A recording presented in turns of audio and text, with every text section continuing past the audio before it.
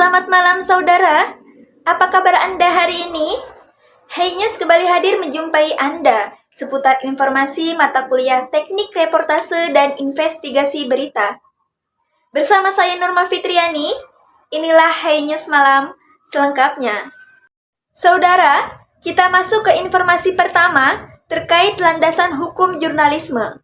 Secara normatif, undang-undang yang menjadi landasan hukum untuk seluruh kegiatan pers dan jurnalisme yang ada di Indonesia adalah Undang-Undang Pers.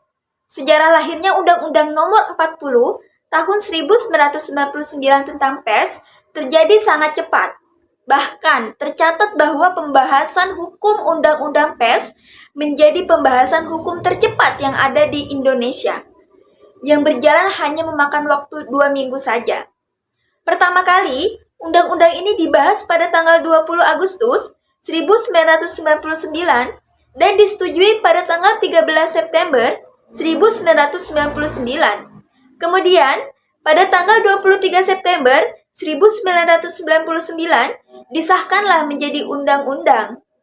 Saudara, Undang-Undang Nomor 40 Tahun 1999 tentang pers menempatkan kemerdekaan pers dalam prinsip-prinsip dasar pelindungan hak asasi manusia, yaitu kemerdekaan berpendapat dan berekspresi. Inti dari prinsip-prinsip konsideran Undang-Undang Pers adalah sebagai berikut yang akan saya sebutkan. Yang pertama yaitu menjamin kemerdekaan pers. Yang kedua yaitu kemerdekaan pers adalah bagian dari hak asasi manusia, yaitu berkaitan dengan kemerdekaan berpikir dan pendapat. Yang ketiga, pers nasional melaksanakan asas, fungsi, hak, kewajiban, dan perannya yang terbebas dari campur tangan dan paksaan dari manapun. Dan yang terakhir yaitu pers nasional yang berkeadilan sosial. Saudara, kita masuk ke informasi selanjutnya, yaitu ada langkah-langkah yang bisa dilakukan dalam proses jurnalisme data. Yang pertama yaitu ada kompilasi data yang dimulai dengan identifikasi pertanyaan yang memerlukan data atau sekumpulan data yang perlu dipertanyakan.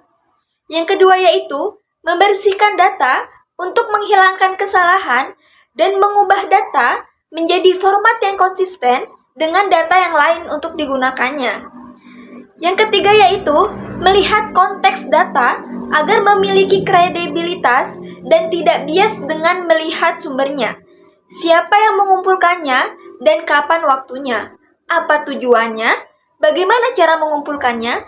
Dan siapa yang bisa menjelaskan data tersebut? Yang keempat yaitu mengombinasikan data dengan berita. Kadang berita bagus dapat ditemukan dalam kumpulan data tunggal, namun sering juga gabungan data.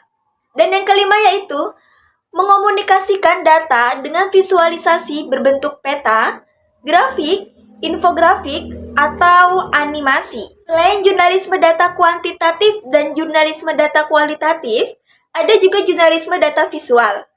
Jurnalisme data visual itu sendiri adalah jurnalisme yang paling baru, di mana informasi disajikan dalam bentuk infografis.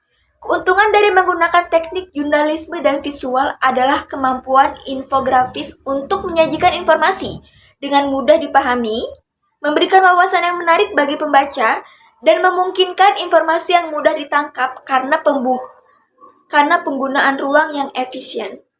Saudara, informasi tadi sekaligus menutup perjumpaan kita dalam Hey News hari ini. Saya Norma Fitriani, berterima kasih atas kebersamaan Anda. Saksikan terus Hey News Malam dan sampai jumpa.